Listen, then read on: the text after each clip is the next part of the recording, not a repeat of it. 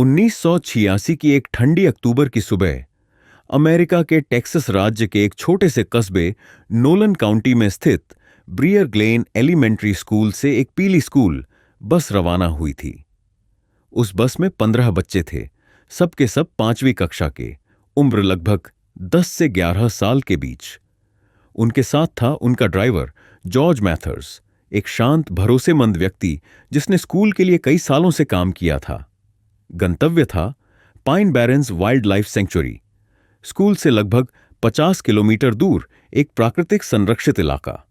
बच्चे बेहद उत्साहित थे, लंच बॉक्स हाथ में, नई नई जैकेट पहने, हंसी मजाक करते हुए बस में बैठे थे।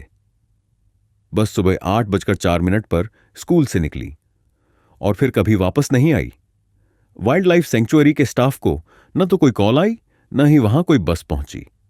जब 11 बजे तक भी बच्चों का कोई पता नहीं चला तो स्कूल ने अभिभावकों को फोन करना शुरू किया। दोपहर होते होते पुलिस को बुला लिया गया और अगले 3 दिनों तक पूरे इलाके में सर्च ऑन ऑपरेशन चलाया गया।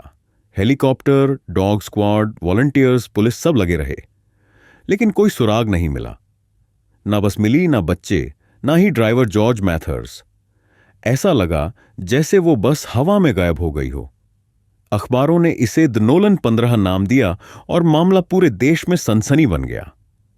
कई लोगों ने किडनैपिंग, कोल्ट या यहां तक कि एलियंस जैसी थ्योरीज दी, लेकिन हकीकत यह थी कि पुलिस के पास सबूत के नाम पर सिर्फ एक अधजला परमिशन स्लिप था जो 40 किलोमीटर दूर एक नदी में बहता मिला था। साल दर साल बीतते गए, माता पिता बुढ़ाते गए, लेकिन उम्मीद नहीं टूटी। 2001 में केस को बंद कर दिया गया और बच्चों को आधिकारिक रूप से मृत घोषित कर दिया गया। लेकिन फिर आया साल 2025, लगभग 39 साल बाद। मार्च के महीने में रोस्को शहर के पास एक प्रोजेक्ट के लिए जमीन खोदी जा रही थी। अचानक एक बुलडोजर को जमीन के अंदर कुछ सख्त धातु जैसा महसूस हुआ। उन्हें लगा कोई पुराना टैंक या पाइप हो सकता है, लेकिन जब खुदाई आगे बढ़ी तो कुछ पीला रंग दिखा, फिर कांच, फिर बस की छत।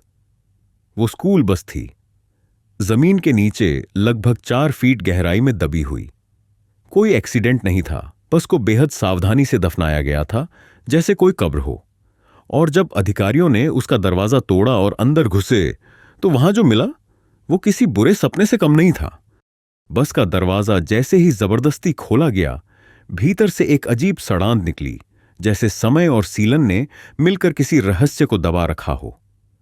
अंदर का माहौल सन्नाटा और घुटन से भरा था। खिड़कियां टूटी हुई थीं, जगह जगह से मिट्टी घुसी हुई थी और सीटों पर पड़ा सामान एकदम सड़ा गला लग रहा था। सीटों पर पुराने लंच बॉक्स पड़े थे, टीन के, झंग लगे, कुछ के ढक्कन आधे खुले। कुछ सीटों के नीचे स्कूल की पुरानी कॉपियां और क्रेयॉन की टूटी हुई डिब्बियां थीं।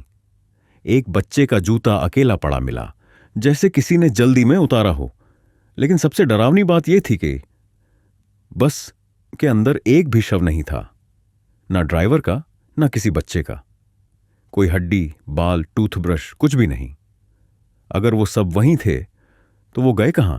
फॉरेंसिक टीम को ड्राइवर की सीट पर एक क्लिपबोर्ड मिला। उस पर कुछ सूखी हुई स्याही में बचे हुए शब्दों के निशान थे। घड़ी जो डैशबोर्ड पर लगी थी, उसका टाइम था 9:17 सुबह। शायद उसी वक्त सब कुछ बंद हो गया था। लेकिन पीछे की सीट के पास तीसरी पंक्ति में सीट की धातु पर किसी चीज से खरोंच कर लिखा गया था, हम वहां कभी नहीं पहुंचे। और उसके ऊपर की छत पर, जैसे किसी ने मार्कर से लिखा हो, वे पेड़ों के बीच से आए। ये वाक्य किसी सामान्य गायब होने की घटना से कहीं ज्यादा कह रहे थे।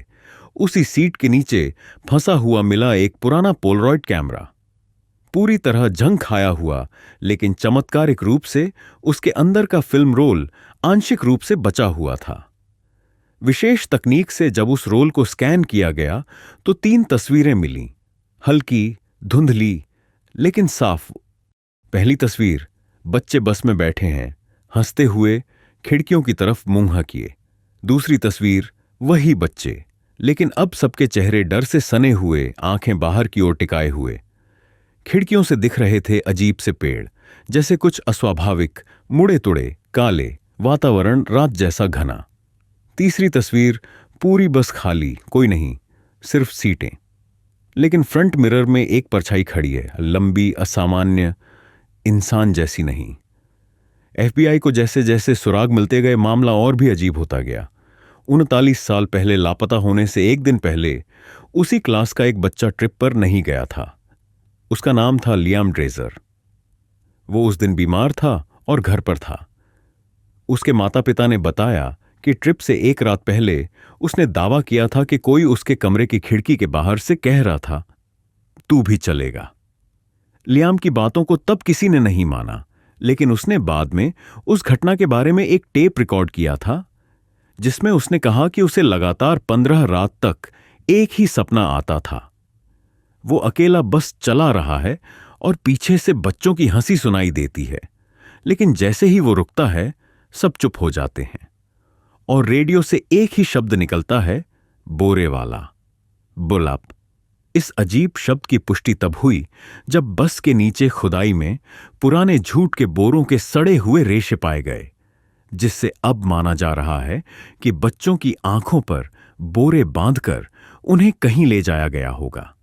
इसी बीच पुलिस के पास एक और गवाह आया, एडी सलाझार, एक बूढ़ा ट्रक ड्राइवर जो 1997 में नेवाड़ा के किसी हाईवे पर एक अजनबी को लिफ्ट दे चुका था। वो आदमी दुबला, थका हुआ और चुपचाप था। अचानक उसने खिड़की से बाहर देखते हुए बस इतना कहा, बस को जमीन में दबा सकते हो, पर उस शोर को नहीं जो बच्चों ने किया था। एडी ने जब उस आदमी की पुरानी तस्वीर देखी, उसने पहचान लिया। वो जॉर्ज मैथर्स था, वही ड्राइवर, यानी वो जिंदा था। एफबीआई की टीम जैसे जैसे पाइन बैरेंस अभयारण्य के इतिहास में गहराई से उतरने लगी, कई परतें खुलने लगीं। 1986 की ट्रिप के बाद संक्चुअरी स्टाफ ने हमेशा यही दावा किया था कि बच्चों की बस कभी वहां पहुंची ही नहीं, लेकिन अब उस झूठ की दरारें खुलने लगी थीं।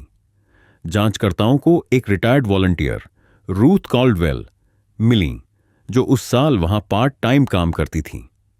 उन्होंने कबूल किया कि ट्रिप वाले हफ्ते अभयारण्य के भीतर कुछ बहुत अजीब गतिविधियां हो रही थीं। उन्होंने रात में जंगल के भीतर लोगों को टॉर्च के साथ देखा था। कुछ लोग लबादों में, पेड़ों के बीच गोल घेरे में कुछ बोलते हुए। जब उन्होंने एक बार पास जाने की कोशिश की थी तो एक सीनियर रेंजर ने उन्हें चुप करवा दिया और चेतावनी दी, यहां जो होता है वो बाहर नहीं जाता। एफबीआई को एक पुराना रूट सेलर, जमीन के नीचे बना स्टोरेज रूम मिला, जो अब जर्जर पड़ा था। उसमें मिला एक छोटा सा धातु का संदूक जिसमें पुराने नक्शे, बच्चों की चीजें जैसे रिबन, एक फटी हुई ड्राइंग और कुछ पेड़ों पर बने अजीब चिन्हों की फोटो थीं। हर फोटो में पेड़ की छाल पर वही दोहराया गया चिन्ह दिखता था, एक वृत्त जिसके अंदर 4 रेखाएं जैसे कोई रक्षक चिन्ह। लेकिन उस संदूक की सबसे डरावनी चीज थी एक पुराना टेप रिकॉर्डर। एफबीआई की ऑडियो टीम ने जब उस टेप को क्लीन किया तो उसमें एक बच्चे की डरी हुई आवाज सुनाई दी, धीरे धीरे, जैसे बहुत दूर से आ रही हो। अगर कोई ये सुन रहा है, प्लीज हमें बचाओ। हम बस में थे, फिर अंधेरा आया और अब हम वापस नहीं जा सकते। वो हमें हर रात गिनते हैं। एक कम हुआ, फिर एक और। रिपोर्ट्स के मुताबिक उस सेलर में पुराने बल्बों का टूटा हुआ तार भी मिला और एक दीवार पर खून से बने निशान थे, जो शायद किसी बच्चे के छोटे हाथ से बने थे। इसका मतलब यह था कि उनमें से कुछ जिंदा थे बहुत बाद तक। जांच ने एक और कड़ी उजागर की। उस जमाने के कुछ स्थानीय प्रशासनिक अधिकारी और अभयारण्य की फाउंडेशन कमेटी के सदस्य आपस में जुड़े हुए थे। उनकी मीटिंग्स कभी दर्ज नहीं की गईं और कुछ दस्तावेजों को जानबूझकर 1986 में सील कर दिया गया था। ऐसा लग रहा था कि इस सारे कांड को दबाने के लिए बड़े स्तर पर मिली भगत थी। और फिर आया आखिरी झटका। बस की रेडियो यूनिट को जैसे ही टेक टीम ने स्कैन किया, उन्हें उसमें एक पुराना सिग्नल रिकॉर्ड मिला। उस दिन 1986 में सुबह 9:19 पर बस से एक आखिरी रेडियो कॉल हुआ था, लेकिन वो स्कूल या पुलिस स्टेशन नहीं गया था। वो गया था एक प्राइवेट, अनरजिस्टर्ड रेडियो टावर को, जो अभयारण्य के अंदर ही गहराई में स्थित था।